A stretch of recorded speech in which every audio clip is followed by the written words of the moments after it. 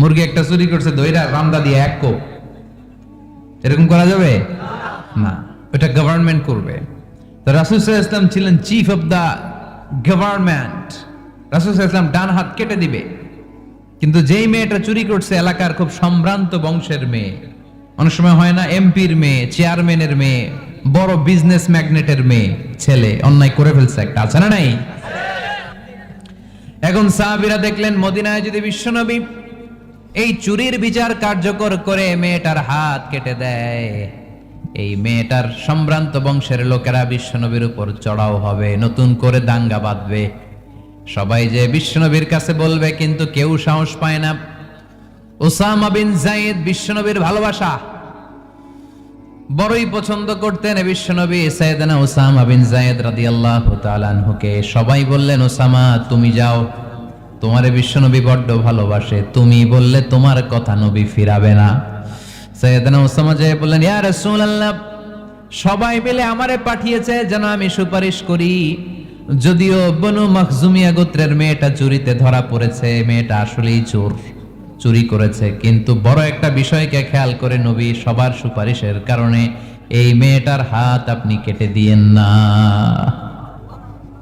এই কথা বলার সাথে সাথে বিশ্বনবীর চেহারাটা আগুনের গোলার মতো লাল হয়ে গেল, ক্ষেপে গেলেন বিশ্বনবী, রেগে গেলেন, আর বললেন, এত বড় সাহস কোত্থেকে পেলে ওসামা? এটা তো আল্লাহর আইন, চোর চুরি করলে হাত কাটো, কার আইন? বাংলাদেশে যদি এই আইন চালু হয়, চোর খুঁজে পাওয়া যাবে? দেশের টাকা যারা চুরি করে এদেরকে পাওয়া যাবে? পেঁয়াজের দাম যারা বাড়ায় এদের খুঁজে পাওয়া যাবে? মজুদদারদেরকে আর খুঁজে পাওয়া যাবে না, সব চোর মানুষ হয়ে যাবে, ঠিক কিনা? একটা বিচার যদি করে, সরাসরি সম্প্রচার, সব টিভিতে লাইভ ব্রডকাস্ট আমরা দেখলাম চোরের হাত কাটতেছে কিভাবে, এরপরে চুরি করার আগে 10 বার ওর আত্মা কেঁপে উঠবে। রাসূল সাল্লাল্লাহু আলাইহি ওয়াসাল্লাম বললেন, এটা আল্লাহর আইন,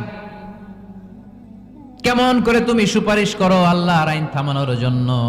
লাউ কানা ফাতিমাতু বিনতি মুহাম্মাদিন সারাকাত লাকাতা মুহাম্মাদুন ইয়াদাহা, আজকে আমার কলিজার টুকরা নয়নের পুটলি ফাতেমাও যদি চুরিতে ধরা পড়তো, আমি ফাতেমার হাতটা কেটে দিতে 1 সেকেন্ডও দেরি করতাম না। আমার মেয়ে ফাতেমাও যদি চুরি করতো, আমি হাত কেটে দিতে দেরি করতাম না। রেগে যেতেন প্রচন্ড, এমনি রাখতেন না, কেউ আক্রমণ করলে ব্যথা দিলে, কষ্ট দিলে রাখতেন না, কিন্তু আল্লাহর জমিনে আল্লাহর বিধান যখন লঙ্ঘিত হতো, আল্লাহ রাসূল সাল্লাল্লাহু আলাইহি ওয়াসাল্লাম রেগে যেতেন। তাহলে কোথায় রাগ করবেন আর কোথায় করবেন না, বোঝা গেছে তো? সব জায়গায় রাগ করা যাবে না। এজন্য মুত্তাকিনদের 2 নাম্বার বৈশিষ্ট্য, ওয়াল কাযিমিনাল গায়যা, মুত্তাকিনরা রাগ দেখায় না, মেজাজ দেখায় না, বরং মুত্তাকিন বান্দারা আল্লাহর খুশির জন্য নিজের রাগ আর ক্রোধকে নিয়ন্ত্রণ করে। রাসূল সাল্লাল্লাহু আলাইহি ওয়াসাল্লাম আল্লাহর বিধান লঙ্ঘিত হলে রেগে যেতেন, এছাড়া রাখতেন না। একবার তাহাজ্জুদের সময় সাইয়েদনা আলী রাদিয়াল্লাহু তাআলা আনহু আর ফাতেমা রাদিয়াল্লাহু তাআলা আনহাকে ডাকতে গেলেন তাহাজ্জুদ পড়ার জন্য। কিসের জন্য? যে ডাকলেন, দরজায় কড়া নাড়লেন, আলী ওঠো, ফাতিমা ওঠো, কিন্তু সাইয়েদনা আলী রাদিয়াল্লাহু তাআলা আনহু বললেন, কি জন্য উঠবো? আল্লাহ রাসূল সাল্লাল্লাহু আলাইহি ওয়াসাল্লাম বললেন, তাহাজ্জুদের জন্য। আলী রাদিয়াল্লাহু তাআলা আনহু একটু কৌশল করে বললেন, আমাদের রুহু তো আল্লাহর হাতে। রুহু কার হাতে? আল্লাহ যখন রুহু ফিরাই দিবে তখন ঠিকই উঠবো, পড়বো তাহাজ্জুদের নামাজ, পড়বো, রুহুটা ফিরে আসুক, পড়বো। একটু কৌশল করলেন। তো রাসূল সাল্লাল্লাহু আলাইহি ওয়াসাল্লাম এই কৌশলটারে পছন্দ করলেন না। রাসূল চাইছেন আমি বলা মাত্রই যেন উঠে যায়। রাসূল সাল্লাল্লাহু আলাইহি ওয়াসাল্লাম তখনও রেগে গেলেন। বুখারীর বর্ণনা, তিনি ফিরে আসতেছিলেন আর রাগে নিজের রানের মধ্যে চাপড়াচ্ছিলেন এরকম, ওয়াকারাল ইনসানু আকসারা শাইইন জাদালা, আরে মানুষ কত ঝগড়া করতে জানে, আরে মানুষ কত তর্ক করতে জানে, মানুষ যে কত ঝগড়া করে, মানুষ যে কত তর্ক করে, নিজের উপর নিজে ঝাল মেটাচ্ছিলেন রানের মধ্যে চাপড়াতে চাপড়াতে। সুবহানাল্লাহ পড়েন। আক্রমণ করলে রাখতেন না, ওটের নাড়ি ভুড়ি চাপিয়ে দিলে রাখতেন না, কিন্তু ধর্মীয় বিধান লঙ্ঘিত হলে বিশ্বনবী রেগে যেতেন, চিল্লা এখন সুবহানাল্লাহ। এজন্য মুত্তাকিদের 2 নাম্বার বৈশিষ্ট্য, আল কাযিমিনাল গায়দ, রাগকে সংবরণ করতে হবে, রাগ দেখানো যাবে না। রাগ দেখাবেন, কি করবেন? নিয়ন্ত্রণ করব। একজন নিয়ন্ত্রণ করবে শুধু, আর আপনারা কোপায় ফেলাইবেন সব। মাশাআল্লাহ। আরে বলো কি করবা? এভাবেই তো সমাজ পরিবর্তন হয়। শুনতে হবে তো আমার কথা, শুনতে হবে, জানতে হবে, দেন মানতে হবে। পরিবর্তনটা আস্তে আস্তে হয়। এই গুণে ধরা সমাজ এমনি নষ্ট হয় নাই, দীর্ঘদিনে নষ্ট হয়েছে। এটা ঠিক করতে হইলে আমাদের দীর্ঘ সময় লাগবে, দীর্ঘদিন লাগবে, অনেক ঘাম ঝরাতে হবে, অনেক পথ যেতে হবে, মাইলস টু গো। ঠিক কিনা? তাহলে রাগ দেখানো যাবে না। রাগকে কি করব? কন্ট্রোল করব। সবাই রাজি? যারা হাত তুলছিলা যে আমার রাগ বেশি, তোমাদের জন্য tips, how to control anger, কিভাবে রাগ কমাতে হয়। আল্লাহ রাসূল সাল্লাল্লাহু আলাইহি ওয়াসাল্লাম এটাও শিখাই দিয়েছে। শুধু হুজুরে কইছে সুবহানাল্লাহ। সুবহানাল্লাহ বললে কি গুনাহ হবে? একবার সুবহানাল্লাহ বললে আকাশের জমিনের মাঝখানে সব ফাঁকা জায়গাটা সওয়াব দিয়ে ওই সওয়াব আল্লাহ আপনার আমলনামায় ঢুকায় দিবে।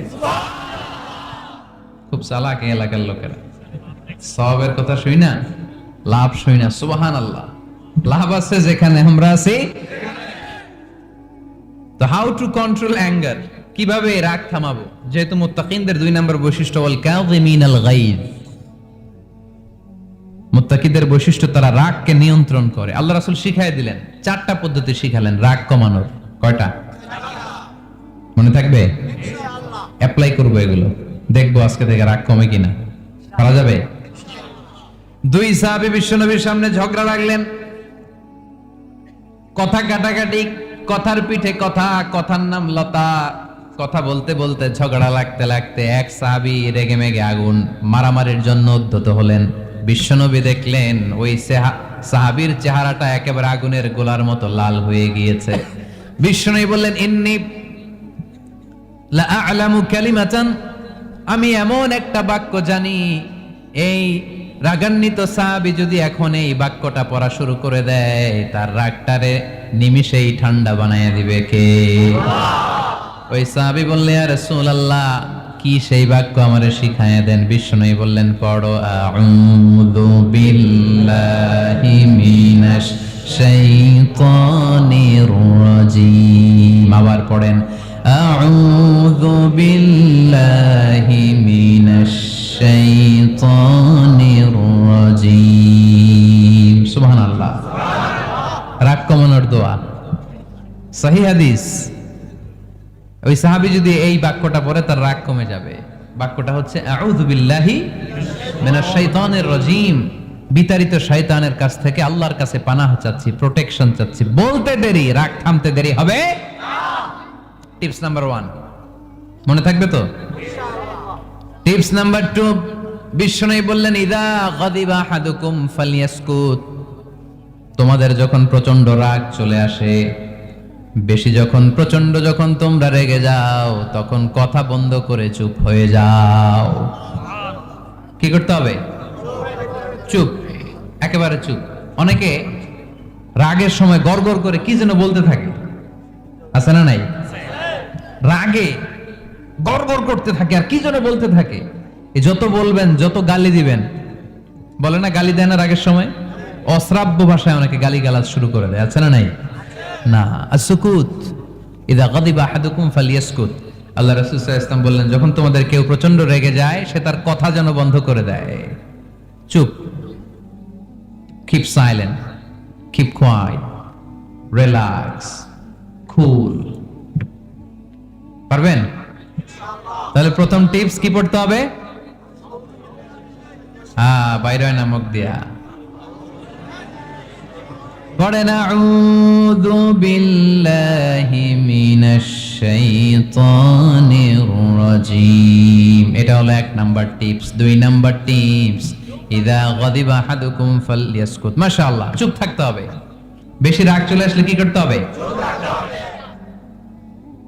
3 number tips, lower your action, আপনার অ্যাকশনকে কমায় দেন। কিন্তু আমরা ওই সময় মারি ডাইরেক্ট অ্যাকশন। রাগের সময় আমরা কি করি? আল্লাহ রাসূল বললেন লোয়ার, মিনিমাইজ ইউর অ্যাকশন। কি বললেন আল্লাহ রাসূল? অ্যাকশন কমাও, কার্যক্রম কমায় দাও। ইযা গাদিবা আহাদুকুম ওয়া হুয়া কাইম ফালিয়াজলিস, দাঁড়ানো অবস্থায় তোমাদের কেউ যদি রেগে যায়, সে যেন বসে পড়ে। ফাইন যাহাবা আনহুল গাদাবু ওয়া ইল্লা ফালিয়াত্তাজি। কেউ যদি দাঁড়ানো অবস্থায় রেগে যায় সে যেন বসে পড়ে, বসে থাকার পরেও যদি তার রাগ কমতে না চায় সে যেন শুয়ে পড়ে। তাহলে দাঁড়ানো অবস্থায় রাগ আসলে কি করবেন? বসা অবস্থায় রাগ আসলে, শোয়া অবস্থায় রাগ আসলে চোখ বন্ধ করে ঘুমায় যাবেন। রাগ আসবে আর সুবহানাল্লাহ কইবেন না? কত বড় ফিজিশিয়ান, কত বড় ডাক্তার আল্লাহ রাসূল সাল্লাল্লাহু আলাইহি ওয়াসাল্লাম। সুবহানাল্লাহ পড়েন। কয়টা গেল? কয়টা? এক নাম্বার কি পড়া? মাশাআল্লাহ। দুইটা, দুই নাম্বার চুপ থাকা। তিন নাম্বার দাঁড়ায় থাকলে বসে যাওয়া, বসা থাকলে পারবেন পারবেন। চার নাম্বারটা অনেক মজার টিপস, শুনবেন? আল্লাহ রাসূল সাল্লাল্লাহু আলাইহি ওয়াসাল্লাম বললেন, চার নাম্বার টিপস শোনো, ইন্নাল গাদাবা মিনাশ শাইতান, নিশ্চয়ই রাগ আসে শয়তান থেকে। ওয়া ইন্নাশ শাইতানা খুলিকা মিনান নার, শয়তান তৈরি আগুন থেকে। ওয়া ইন্নান নারা তুতফাউ বিল মা, আগুন নিবানো হয় পানি দিয়ে। ফাইদা গাদিবা আহাদুকুম ফালিয়াতাওয়াদ্দা, তাই কারো যখন রাগ খুব বেড়ে যায় সে যেন ঠান্ডা পানি দিয়ে ওযু করে। কি সুন্দর টিপস, কি সুন্দর ফিলোসোফার আল্লাহ রাসূল সাল্লাল্লাহু আলাইহি ওয়াসাল্লাম, কত বড় দার্শনিক ছিলেন তিনি। আল গাদাবু মিনাশ শাইতান, কথার সিকোয়েন্স দেখেন, ওজন দেখেন। আল গাদাবু মিনাশ শাইতান, রাগ আসে শয়তানের থেকে। রাগ এনে দেয় কে? শয়তান। ওয়াশ শাইতানু খুলিকা মিনান নার, শয়তান তৈরি কি থেকে? আগুন থেকে। ওয়ান নারু তুতফাউ বিল মা, আগুন নিভায় কি দিয়ে? ফাইদা গাদিবা আহাদুকুম ফালিয়াতাওয়াদ্দা, তাই তোমাদের কেউ যখন রেগে যায় সে যেন পানি দিয়ে ওযু করে নেয়। পারবেন? ওযু করে ফেলবেন ঠান্ডা পানি দিয়ে। ঠান্ডা পানি মাথায় দিবেন, চোখে ঝাপটা, পানির ঝাপটা দিবেন। আপনার রাগকে ঠান্ডা করে দিবে কে? তাহলে আওয়াজ করে বলেন, রাগ কমানোর এক নাম্বার ফর্মুলা কি? আউযু বিল্লাহি মিনাশ শাইতানির রাজিম। দুই নাম্বার চুপ থাকা। তিন নাম্বার বসে পড়া, শুয়ে পড়া। চার নাম্বার ওযু করা। চার নাম্বার, এই চারটা পদ্ধতিতে আপনি রাগ কমাতে চাইলে আপনার রাগ কমাই দিবে কে? আল্লাহ। এজন্য আল্লাহ বললেন, আমার মুমিন বান্দার দুই নাম্বার গুণ, তারা রাগকে নিয়ন্ত্রণ করে। আল্লাযীনা ইউনফিকুনা ফিস সাররাই ওয়াদ দাররাই ওয়াল কাযিমিনাল গায়ব, আমার মুত্তাকিন বান্দাদের প্রথম গুণ সুখে দুঃখে দান করে। মনে আছে? দুই নাম্বার গুণ কি? রাগকে নিয়ন্ত্রণ করে। তিন নাম্বার গুণ হচ্ছে ওয়াল আফিনা আনিন নাস, মানুষকে ক্ষমা করে দেয়। মানুষকে কি করে? আমরা তো ক্ষমা করি না। হ্যাঁ, দইরা আবুইটালা মানে কি? এটার মিনিং কি? পিশালায়। হ্যাঁ, কি করে? আইকালায়, আইজালায়, আইকালা, আইকালা আঞ্চলিক শব্দ। আঞ্চলিক শব্দগুলো অনেক সুন্দর, এক এক জেলায় এক এক রকম। তার মানে আমরা ক্ষমা করতে চাই না, আমরা দইরা আইকালাই। তার মানে আমরা রাগ ঝাড়ি আর কি, ভিতরে যে ক্ষোভ জমা থাকে এগুলো ঝাড়ি, আমরা ক্ষমা করতে চাই না। কিন্তু ভাই, মুত্তাকি যদি হতে চান আপনাকে ক্ষমা করে দিতে হবে। কি করবেন? কি করবেন? ক্ষমা করে দেন। আচ্ছা, একটু আওয়াজ করে উত্তর দেন। আমরা আল্লাহর কাছে এই যে পাপ করি, অন্যায় করি, মাফ চাই না? ক্ষমা চাই না? আল্লাহ আমাদেরকে ক্ষমা করুক, এটা আমরা চাই কি চাই না? আল্লাহ আমাদেরকে ক্ষমা করুক এটা আমরা চাই, কিন্তু আমরা আমাদেরকে ক্ষমা করতে পারি না। যদি আল্লাহর কাছে ক্ষমা পেতে চান তাহলে আগে নিজেরা নিজেদেরকে ক্ষমা করে দেন। আল্লাহ, ভুল করছি, আল্লাহ মাফ করে দাও, ক্ষমা করো। আমি ক্ষমা চাইতেছি, কিন্তু আমি ক্ষমা করি না আরেকজন রে। তো তুমি ক্ষমা করো না, তুমি ক্ষমা চাও কোন সাহসে? মা যাদাল্লাহু আবদান বিআফবিন ইল্লা ইজ্জান, আল্লাহর হাবিব ফরমান, কোন বান্দা যদি অন্য বান্দারে ক্ষমা করে দেয় আল্লাহ ওই বান্দার মর্যাদা বাড়িয়ে দেয়। وإن تعفوا وتصفحوا وتغفروا فإن الله غفور رحيم। তুমি যদি অন্যরে মাফ করে দাও, তুমি যদি অন্যের ভুল ক্ষমা করে দাও, তোমার ভুলগুলো ক্ষমা করে দিবে কে? আল্লাহুম্মা ইন্নাকা আফুন কারীম। কদরের রাত্রে আমরা পড়ি, আল্লাহ তুমি ক্ষমাশীল, তুহিব্বুল আফওয়া, ক্ষমা করাকে তুমি ভালোবাসো। ফাআফু আন্নি, আল্লাহ তুমি আমারে ক্ষমা করে দাও। আল্লাহর ক্ষমার জন্য দিনরাত চোখের পানি ছেড়ে আমরা কাঁদি, কিন্তু অন্যরে ক্ষমা করতে চাই না। কথাটা বুঝতে পারছেন? আমরা আল্লাহর ক্ষমা চাই, কিন্তু আমরা আমাদেরকে ক্ষমা পেতে হলে আগে ক্ষমা পেতে হলে আগে ক্ষমা। আমরা আসলে অতীতকে বয়ে বেড়াই, অতীতকে ভুলতে চাই না। কোন বছর কে আমারে মারছিল ওইটারে মনে রাখছি, কোন 20 বছর আগে আমারে অপমান করছিল মনে রাখছি, তোরেও আমি অপমান করুম, তুই আমারে মারছিলি তোরেও মারুম। 20 মনে রাখিস দেখায় দিমু। তো এই দেখেন, খেয়াল করে দেখেন, 20 বছর আগে কোথায় আমার অপমান করছিল ওইটা আমি ভুলি নাই, মনে রাখিয়া দিছি। তার মানে 20 বছর ধরে এটা জ্বলতেছে। এদিকে ক্ষতি কি আমার না অন্য কারো? এগুলো ভিতরে জ্বলে, প্রতিহিংসার আগুন আপনারে জ্বালিয়ে দিবে, প্রতিশোধ নেয়ার আগুন দিনকে দিন আপনারে জ্বালায়। আপনি যদি একদিন ওরে অপমান করেন, মারেন, ও একদিন জ্বলবে, মরবে, কিন্তু প্রতিদিন আপনি জ্বলবেন। চিল্লা এখন ঠিক কিনা? রাসূল সাল্লাল্লাহু আলাইহি ওয়াসাল্লাম ক্ষমা করে দিতেন। মক্কা বিজয়ের দিন সব কাফির মুশরিক গুলো আল্লাহ রাসূল সাল্লাল্লাহু আলাইহি ওয়াসাল্লামের পায়ের সামনে থারথার করে কাঁপছিল। সবাই ভেবেছে আমরাও যেরকম পাষাণ, মুহাম্মদ মনে হয় তাই করবে, আমাদেরকে এবার কচুকাটা করবে। আল্লাহর রাসূল মক্কার কাফির মুশরিকদের এই দৃশ্য দেখে ঘোষণা দিয়ে দিলেন, ইযহাবু লা তাসরিবা আলাইকুমুল ইয়াউম, আজকে তোমাদের উপর আমার কোনো প্রতিশোধ নাই। ইযহাবু ফাআনতুমুত তালাকা, আমি তোমাদেরকে স্বাধীন করে দিলাম। ঐতিহাসিকরা বিশ্বনবীর এই বিশাল দিল দরিয়া দেখে অবাক হয়েছে। তারা বলতে বাধ্য হয়েছে, in the long history of the world there is no instance of magnanimity and forgiveness which was showed by Muhammad sallallahu when all of his enemies laid under his feet and he forgave them one and all. পৃথিবীর ইতিহাসে ক্ষমার এরকম নজির কোন মানুষ দেখাতে পারে নাই। যখন তার ঘোর শত্রুরা তার পায়ের সামনে বসে থারথার করে কাঁপছিল, তিনি চাইলেই পিষে মারতে পারতেন, কিন্তু তা না করে তিনি ক্ষমা করে দিয়েছেন।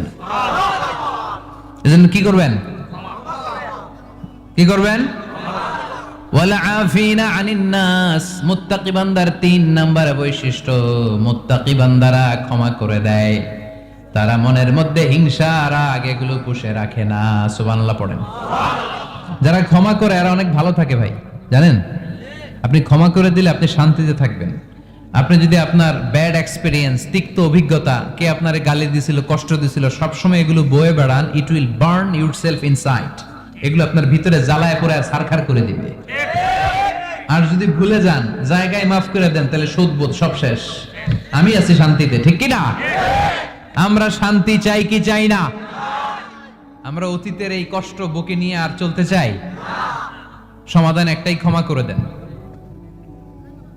স্ট্যামফোর্ড ইউনিভার্সিটি, ক্যালিফোর্নিয়ার স্ট্যামফোর্ড ইউনিভার্সিটির একজন প্রফেসর ফ্রেডরিক লাস্কিন, ওনার একটা আর্টিকেল আমি পড়েছি। ওখানে উনি গবেষণা চালিয়েছেন, অনেক মানুষের মধ্যে গবেষণা চালিয়ে দেখেছেন যে যারা ঝড় যেমনি একদিক থেকে এসে সব লন্ড ভন্ড করে দিয়ে অন্য দিক দিয়ে ছুটে চলে যায়, যখন ঝড়টা হয় তখনও তো টের পাওয়া যায় না। রাগও তেমন, যখন রাগটা আসে কি যে করে ফেলছি তখন বোঝা যায় না। রাগ চলে যাওয়ার পরে, মাথা ঠান্ডা হওয়ার পরে তখন বোঝা যায়, হায় রে এটা কি করলাম। রাগের সময় দিয়ে দিছে তালাক, রাগের সময় কি করছে? রাগ যখন শেষ তখন কয়, হায় হায় বউ, তুমি তো আমার কৈতরি, তুমি তো আমার টুনটুনি, তুমি আমার ময়না পাখি। তো রাগের সময় ওটা খেয়াল ছিল না। এরকম অনেক, যেহেতু হিতাহিত জ্ঞান থাকে না, অনেক দুর্ঘটনা ঘটে যায়। মারামারি হয়, সম্পর্কের অবনতি হয়, স্বামী স্ত্রী সম্পর্কের বিচ্ছেদ ঘটে, বাবা ছেলের সাথে রাগ করে না, বাপে কই দিমু না তোরে, কিচ্ছু দিমু না। পোলায় কই দিবা না কে? বাপে কই দিলাম না। পোলায় কই মারলাম তোমারে। বাপে কই তোরে ত্যায্য করলাম। পোলা কই কোপ দিলাম। আছে না নাই? শুনবেন এরকম বাবা ছেলে হতাহতের ঘটনা, হাজবেন্ড ওয়াইফ ডিভোর্স পর্যন্ত গড়ায়, বন্ধু বন্ধুর সম্পর্ক নষ্ট হয় এই রাগের কারণে। দেখছেন, আল্লাহ যেখানে যত ফোঁটা দেয়া দরকার ওই জায়গায় অত ফোঁটা দেয়। এটার নাম ইসলাম। এজন্য আল্লাহ বললেন মুত্তাকিদের 2 নাম্বার গুণ আল কাযিমিনাল গায়দ। মুত্তাকিনরা রাগকে সংবরণ করে, তারা অল্পতে চটে যায় না, তারা হট টেম্পার্ড না, তারা বুঝে শুনে কাজ করে, নিজের ক্রোধ আর রাগকে সংবরণ করতে জানে। সুবহানাল্লাহ পড়ে। আল্লাহ রাসূল বললেন লাইসা শাদীদু বিসরাআহ, কুস্তি করে যে অন্যকে শোয়ায় ফেলতে পারে সে শক্তিশালী নয়। ইন্নামা শাদীদুল্লাযী ইয়ামলিকু নাফসাহু ইনদাল গাদাব, রাগের সময় যেই ব্যক্তি নিজের উপর নিয়ন্ত্রণ রাখতে পারে আল্লাহর কাছে সেই হলো শক্তিশালী। এক একটা কথার ওজন দেখছেন আল্লাহ রাসূল সাল্লাল্লাহু আলাইহি ওয়াসাল্লামের। লাইসা শাদীদু বিসরাআহ, যে কুস্তি খেলতে পারে ভালো সে শক্তিশালী না, বরং ইন্নামা শাদীদুল্লাযী ইয়ামলিকু নাফসাহু ইনদাল গাদাব, রাগের সময় যে নিজেকে নিয়ন্ত্রণ করতে পারে সেই শক্তিশালী। সুবহানাল্লাহ পড়ো। এজন্য আমি মুত্তাকি হমু হুজুর। হুজুর আজকের ওয়াজ শুনে আমি মুত্তাকি, শুধু হাত তুলে মুত্তাকি বললে হবে? রাগ নিয়ন্ত্রণের, রাগ কন্ট্রোল করার অভ্যেস নিজের মধ্যে জাগ্রত করতে হবে, ঠিক কিনা? এক সাহাবী এসে বললেন ইয়া রাসূলুল্লাহ আউসিনি ইয়া রাসূলুল্লাহ, আমারে কিছু নসিহত করেন, নসিহত করেন। বিশ্বনবী বললেন লা তাগদাবু, সাহাবী তুমি রেগে যেও না। সাহাবী বললেন নবী আবার নসিহত করেন। বিশ্বনবী বললেন তুমি রেগে যেও না। সাহাবী বললেন শুনলাম তো এটা, আরেকটা কিছু কোন। বিশ্বনবী বললেন রেগে যেও না।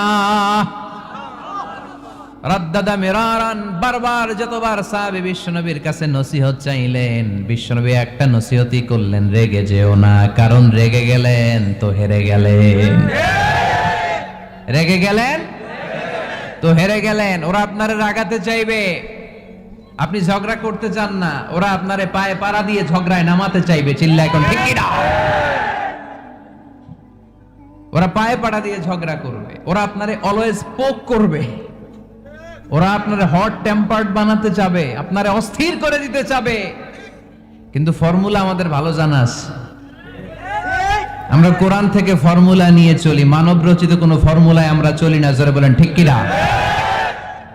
মুত্তাকিনদের 2 নাম্বার বৈশিষ্ট্য ওয়াল কাযিমিনাল গায়দ, মুমিনরা নিজেদের রাগকে নিয়ন্ত্রণ করে। রাগ নাইকার, ক্ষোভ নাইকার, কিন্তু মুমিনরা মুত্তাকিনরা চাইলে রাগ দেখায় না। তারা রাগকে কি করে? পারবেন পারবেন ইনশাআল্লাহ। আজকে থেকে ভাবির আর বকবেন না তো, ঝগড়া করবেন না তো, ছেলে মেয়েদের উপর উত্তেজিত হবেন না তো, হ্যাঁ রাগারাগি করবেন, মনে থাকবে তো? আল্লাহ রাসূল সাল্লাল্লাহু আলাইহি ওয়াসাল্লাম কখনোই রাখতেন না।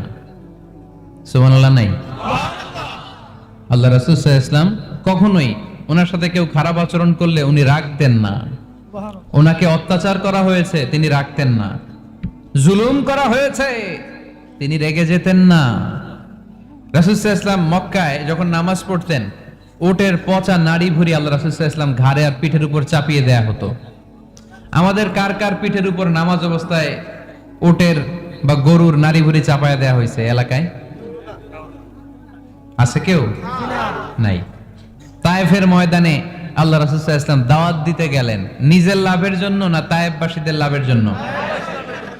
খেয়ে না খেয়ে দিন প্রচারের কাজে নিজেকে দিয়েছ বিলিয়ে, তায়েফের কাফিরেরা চিনল না সে আলো, দুষ্ট ছেলেদের পিছু দিল লেলিয়ে, পাথরের আঘাতে ক্ষত বিক্ষত হয়ে সারা শরীর থেকে রক্ত ঝরে।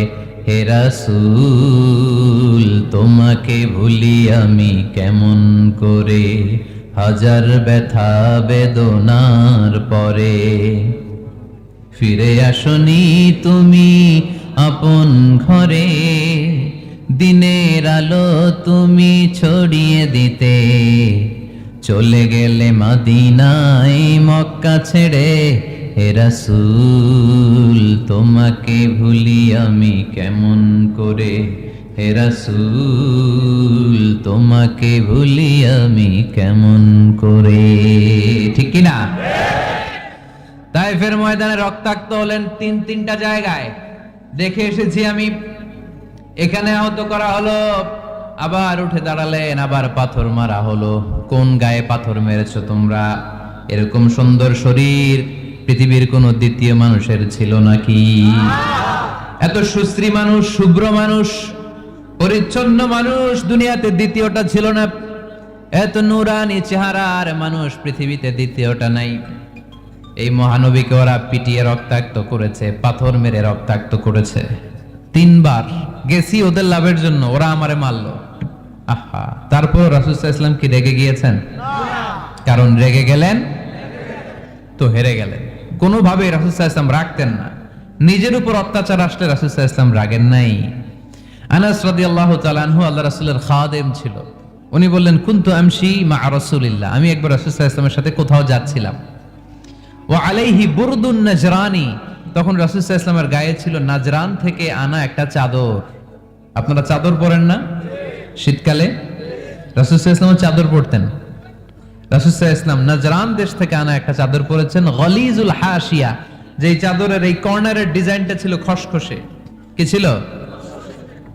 হঠাৎ এক বেদুইন এসে রাসূল সাল্লাল্লাহু আলাইহি ওয়াসাল্লামের চাদর ধরে টান দিল। টান দেওয়ার সাথে সাথে রাসূল সাল্লাল্লাহু আলাইহি ওয়াসাল্লামের ঘাড়ের এই চামড়া ছিঁড়ে গেল।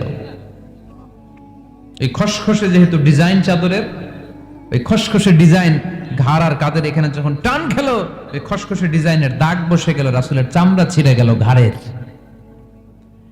সে টান দিয়ে বলে, ইয়া মুহাম্মদ মুরলি মিন মালিল্লাহ। আসছে ভিক্ষা করতে। মূলত ভিক্ষা চাওয়ার ডিজাইন দেখছেন? যার কাছে ভিক্ষা চাবে চাদর ধরে টান। এসে বলে, বেদুইন তো, এদের মধ্যে সভ্যতা ছিল না। ইয়া মুহাম্মদ, ও মুহাম্মদ মুরলি মিন মালিল্লাহ, ও মুহাম্মদ আমার খাওয়ার মতো টাকা নাই, তুমি আদেশ করো বাইতুল মাল থেকে যেন আমারে কিছু টাকা দেয়। আসছে ভিক্ষা করতে। ভিক্ষা করতে আয়েশা চাদর ধরে দিছে টান, ঘাড়ের চামড়া ছিঁড়ে গেছে। রাসূল সাল্লাল্লাহু আলাইহি ওয়াসাল্লাম ব্যথা পেয়েছেন। ফালতাফাতা ইলাইহি রাসূলুল্লাহ, আল্লাহ রাসূল সাল্লাল্লাহু আলাইহি ওয়াসাল্লাম তার দিকে তাকালেন, তাকিয়ে ফাদহিক, একটা মুচকি হাসি দিলেন। আমি রাস্তা দিয়ে চাদর গায়ে দিয়ে হাঁটতেছি, এক ফকির আইসা কয়, ভিক্ষা দেন, টাকা দেন বলে আমার চাদর টান দিছে, আর ওই চাদরে আমার ঘাড়ের চামড়া ছিঁড়ে গেছে। কি করব আমি? আপনি কি করবেন? হ্যাঁ, কোনি? আচ্ছা, তা আমরা ঠিকই ওরে ধরে মাইর দিতাম, তাই না? আজকে ওর একদিন কে আমার একদিন, ভর্তা বানায় ফেলতাম ওরে পিটায় রাগের চোটে। ঠিক কিনা? আল্লাহ রাসূল সাল্লাল্লাহু আলাইহি ওয়াসাল্লাম try to think about it, try to ponder on the story. এই moral of the story কি? রাসূল সাল্লাল্লাহু আলাইহি ওয়াসাল্লামের প্রফেটিক স্টোরি থেকে আপনাকে ভাবতে হবে। ভিক্ষা করতে এসে চাদর ধরে টান দিয়ে ঘাড়ের চামড়া ছিঁড়ে ফেলেছে। রাসূল তাকিয়ে মুচকি হাসি দিলেন। মুচকি হাসি দিয়ে বললেন, যাও বাইতুল মাল থেকে কিছু সম্পদ ধরে দিয়ে দাও। কি নবী ছিলেন! তার মানে উনার গায়ে যত আঘাতই আসতো কখনো উনি রাখতেন না। তবে মাঝে মাঝে রাখতেন, যদি আল্লাহর বিধান লঙ্ঘিত হতো তখন বিশ্বনবী রেগে যেতেন। আল্লাহর জমিনে আল্লাহর বিধান লঙ্ঘিত হলে এই লোকটা রেগে যেতেন, প্রিয় নবী, তখন সহ্য করতেন না। এক সাহাবী এসে বললেন, ইয়া রাসূলুল্লাহ, এমন ইমাম পাঠিয়েছেন আমাদের এলাকায়, বড় বড় সূরা দিয়ে নামাজ পড়ায়, এত বড় সূরা দিয়ে পড়ে, তার পিছনে দাঁড়িয়ে থাকার